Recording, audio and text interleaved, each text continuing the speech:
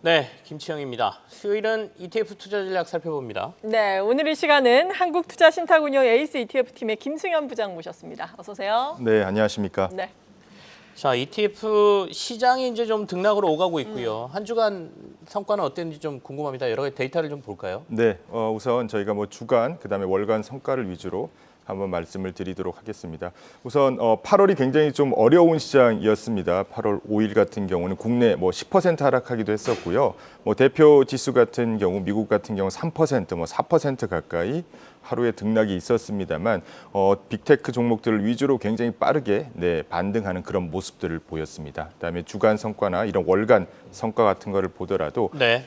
전체적으로 반등을 하긴 했습니다만 좀 더 차별화된 그런 모습들을 보이기도 했었는데요. 우선 최근 일주일 같은 경우에는 2차 전지 관련된 그런 종목들이 좀 빠르게 반등하는 모습을 보였습니다. 네. 그래서 그동안 많이 하락하긴 했습니다만 역시나 빠르게 반등하는 모습을 보이기도 했었고요. 그다음에 그 수익률 상위 ETF 네. 말고도 다른 하위 종목들 같은 경우도 BBIG라든지 아니면 의료, 소프트웨어 같이 그동안 좀 많이 하락했던 그런 종목들 위주로 반등하는 모습을 보였습니다. 네, 최근 한 달간 수익률 상위도 살펴보도록 할까요? 일주일 수익률 상위가 나오고 있는데 한 달 수익률 상위로는 좀 다른지도 궁금하네요. 네, 한 달을 한번 살펴보게 되면은 네. 아무래도 역시나 국내 일부 섹터들이 좀 많이 반등하는 모습들을 보였습니다. 주주환원이 굉장히 많은 이슈가 나오고 있죠. 미래에셋 증권 같은 경우 시총 1위를 뺏긴 이후에 NH투자증권의 이후 적극적으로 주주환원을 발표함에 따라서 증권주가 좀 많이 상승하는 모습을 보였고 바이오 같은 경우도 금리 인하의 대표적인 수혜 섹터 중에 하나입니다. 여러 FDA나 임상 소식이 들리면서 반등하는 모습, 그다음에 국채, 그다음에 엔화 노출 같은 상품들이 많이 오르는 모습도 보였고요. 역시나 금리 인하하면은 리츠를 많이 떠오르고 계십니다. 리츠 같은 경우도 한 달 수익률 상위에 이렇게 노출되는 그런 모습들을 보이고 있었습니다. 네, 그래서 개인 투자자들은 네. 어떤 종목들을 많이 매수를 했나요? 네, 그래서 개인 투자자 같은 경우에도 이렇게 오히려 이렇게 빠르게 반등하는 것도 많이 매수를 하셨습니다만 네. S&P 그동안 많이 투자하셨던 미국 중심으로 매수가 많이 늘었었고요. 그다음에 시장들이 굉장히 어렵습니다. 앞서도 말씀드린 것처럼 이 현금 보유에 대한 그런 것들이 굉장히 중요한데요. 그래서 CD 금리 액티브와 같이 파킹형 ETF에 대한 매수도 늘었습니다. 오히려 좀 양단이죠. 미국 같은 경우는 꾸준히 매수하면서 대신에 현금을 좀 쌓아놓는 그런 주간 순매수 개인 흐름이 이어졌다. 이렇게 말씀드릴 수가 있습니다. 투자 상위만 봐서 그런지 이렇게 투자했으면 굉장히 현명한 투자를 했다라는 생각도 좀 드는데요. 네. 네. 이번 주에 이제 시장의 관심은 엔비디아 실적 발표입니다. 운용사시긴 하지만 그래도 네. 다양한 시장 정보를 취합하실 테니까 네. 엔비디아 실적 내부적으로는 어떨 거라고들 보고 계십니까?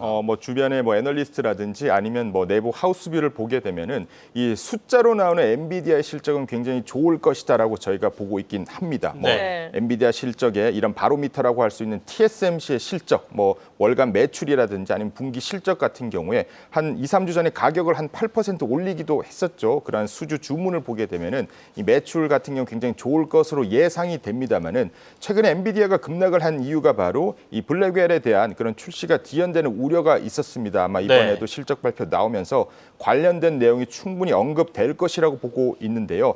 설사 이 블랙웰에 대한 지연이 나와가지고 시장이 조정을 받는다고 하더라도 이미 기존에 호퍼 같은 기반이 워낙 주문이 많기 때문에 엔비디아의 실적이 흔들릴 가능성은 굉장히 낮다라고 보고 있습니다. 그래서 숫자에 나온 실적은 굉장히 좋을 것으로 예상을 하고 있고요. 대신에 코멘트가 약간 부정적인 것들이 나올 수는 있습니다만 여전히 중장기적으로 엔비디아에 대한 경쟁력은 높을 것이다라고 저희는 보고 있습니다. 네, 일단 우리 시간으로 내일 새벽 뚜껑이 열리게 되고 그것에 네. 따른 투자 전략은 저희와 함께 내일 다시 세워보시기 바라겠고요. 그 이후에는 또 지금도 물론 계속해서 대선 레이스가 이어오고 있지만 미국의 대선이 아무래도 큰 이슈가 되잖아요. 네, 맞습니다. 각각의 후보별로 ETF 투자 전략을 달리할 수 있을 것 같은데 어떻습니까? 우선 이 양 후보의 이 정책이 굉장히 다릅니다. 네. 거의 이렇게 반대라고 생각할 수 있을 정도로 여러 정책들이 반대인데 가장 중요하다고 할 수 있는 세금 규제 정책을 먼저 보게 되면은 많은 분들이 아시는 것처럼 트럼프는 이 법인세 인하를 굉장히 강력하게 주장을 하고 있고요. 개인 소득세 인하라든지 아니면 금융 규제에 대한 완화를 이렇게 직접적으로 얘기를 하고 있는 반면에 이 해리스 후보 같은 경우는 법인세를 유지하거나 또는 인상하는 그다음에 개인 소득세 또한 유지 또는 인상, 금융 규제를 지속하는 그런 흐름을 좀 예상을 할 수가 있습니다. 네. 그래서 저희가 과거 이런 흐름들을 봤을 때 트럼프 정부 때를 보게 되면은 당연히 법인세를 인하하게 되면은 기업들한테는 좀 더 좋은 그런 이슈들이 나오겠죠. 그래서 과거 사례를 보게 되면은 이 미국 기업들이 오히려 EPS라고 합니다. 법인세가 인하가 되기 때문에 기업들의 실적이 다른 국가 대비해서 월등하게 좋아지는 그런 구간들이 있었습니다. 그래서 오히려 트럼프 후보가 당선이 되게 되면은 과거 사례를 보게 되면 오히려 미국이 전 세계 대비해서 더 아웃퍼폼하는 그런 시기가 나오지 않을까라고 예상을 하고 있고요. 네. 뭐 그렇다고 해서 해리스 후보가 된다 그래서 미국 기업들의 경쟁력이 떨어진다 이건 아닙니다만 그래도 트럼프 당선 가능성이 좀 더 높아질수록 특히나 미국 중심의 이 기업들 중심의 주가 흐름이 차별화된 그런 흐름이 이어지지 않을까라고 저희가 예상할 수 있습니다. 네. 법인세 인하에 대한 기대감 뭐 이런 것까지 말씀을 좀 해주셨습니다. 네. 그렇죠. 아무래도 그리고 관심이 있는 것은 에너지 정책이잖아요. 네, 맞습니다. 그 부분은 어떻습니까? 우선 에너지 정책도 너무나도 이 두 후보의 정책이 굉장히 다릅니다. 네, 그래서 화면 보시게 되면 트럼프 후보 같은 경우에는 뭐 파리 기후 협약 탈퇴를 뭐 여전히 얘기를 하고 있고요. 화석 연료에 대한 사용 확대, 그다음에 이 프래킹이라고 하는데 수압 파쇄라고 합니다. 수압 파쇄에 대해서는 이 환경에 대한 오염 이슈가 좀 있긴 합니다만 그래도 효율성 측면이 있기 때문에 셰일가스죠. 프래킹에 찬성하고 그다음에 IRA 같은 경우는 축소 또는 폐지인데 네. 해리스는 또 완전히 반대입니다. 그래서 바이든보다 강력한 기후 위기 정책, 그다음에 파리 기후 협약의 유지, 뭐 프래킹은 반대를 하고 있고요.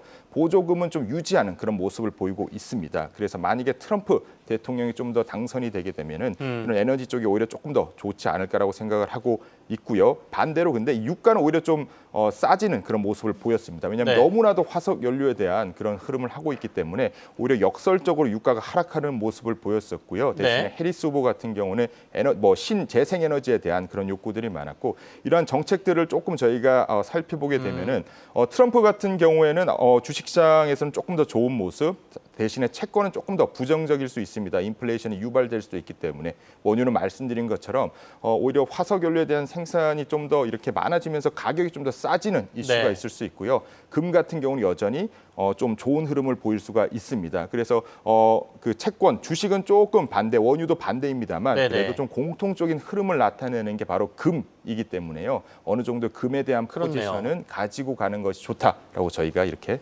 이 전달할 수 표를 있습니다. 딱 캡처해 놓으면 될 것 네, 같습니다. 좋네요. 네, 맞습니다. 빨간색이 위로 상방향으로 가고 있는 건 금이니까 네, 금이 네. 어쨌든 두 후보 상관없이 좀 유망하다 이런 말씀으로 이해가 너무 되긴 많이 하네요. 올랐는데 지금도. 네. 맞습니다. 근데 이 뭐, 금을 네. 단기 트레이딩에 대한 수단보다는 꾸준히 유지하면서 이렇게 자산 관리에 배분의 수단으로 활용하면은 좀 더 네. 좋을 것이라고 생각하고 있습니다. 금 차트를 거꾸로 돌려놓으면 네. 이제 돈의 값어치하락으로 아, 보면 되니까 아, 인플레이션만큼 그러네요. 금값이 올랐다 이렇게 보면 될 것 같고요. 네. 그 다음에 이제 최근에 투자분들이 고민하시는 것 중에 하나가 네. 중국의 대안이거든요. 맞습니다. 그러니까 중국이 워낙 안 좋다 보니까 네. 신흥국에서는 인도를 좀 보는 것 같은데 인도가 최근에도 좀 좋다면서요? 맞습니다. 우선 포스트 차이나에 대한 그런 네. 뭐 투자자분들의 관심도 이어지고 있는데 이 최근에 8월 초에 미국 시장이 급락했을 때 오히려 인도 시장은 더 견고한 그런 모습들을 보였습니다. 인도 고유의 그런 높은 성장성뿐만 아니라 이 수급 측면에서도 인도는 이 투자자분들의 적립식 투자가 굉장히 많습니다. 네. 저희가 한 2006년, 7년에 적립식 투자의 붐이 일었는데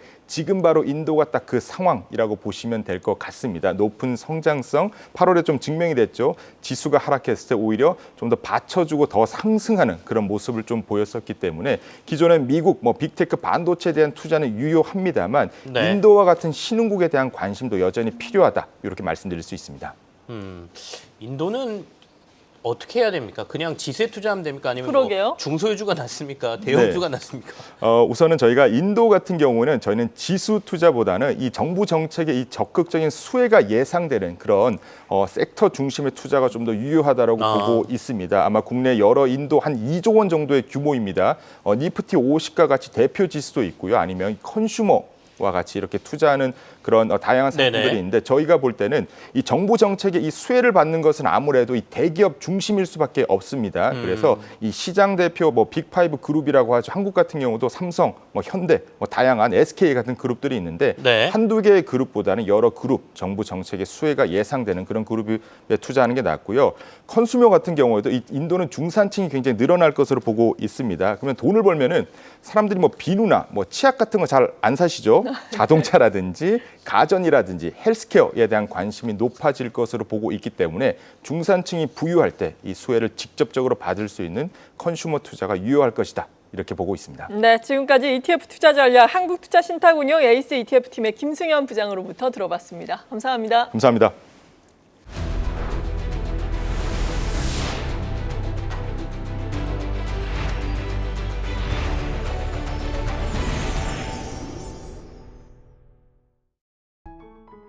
계속해서 다양한 경제 이슈를 알고 싶다면 구독과 좋아요, 알림 설정 부탁드립니다. AI 캐스터 권미정이었습니다.